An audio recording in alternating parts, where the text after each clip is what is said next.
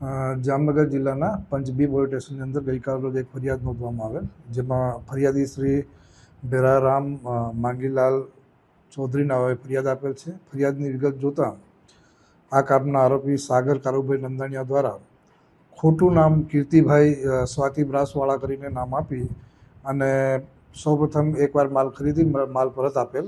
ત્યારબાદ બીજી વાર એમને 2800 કિલો જેટલું કોપર અને 700 કિલોગ્રામ બ્રાસ એમ 3500 કિલોગ્રામ માલ થઈ અને એવરેજ 31 લાખ જેટલાનો મુદ્દામ માલ લઈ અને પૈસા છેલ્લા ઓગસ્ટ 2024થી નહીં આપી અને એમની સાથે છેતરપિંડી કર્યાની હકીકત આવતા જે મુજબની ફરિયાદ દાખલ કરવામાં આવેલ છે અને હાલ પંચ બી પીઆઈ શ્રી એની તપાસ કરી રહેલ છે.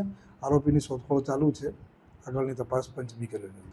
આરોપી સાગર કારુભાઈ નંદાણીયા સામે અગાઉ પણ આવી રીતે જ છેતરપિંડીના 2 થી 3 ગુનાઓ દાખલ કરેલ છે અને તેમાં એમની ધરપકડ પણ કરવામાં આવેલ છે.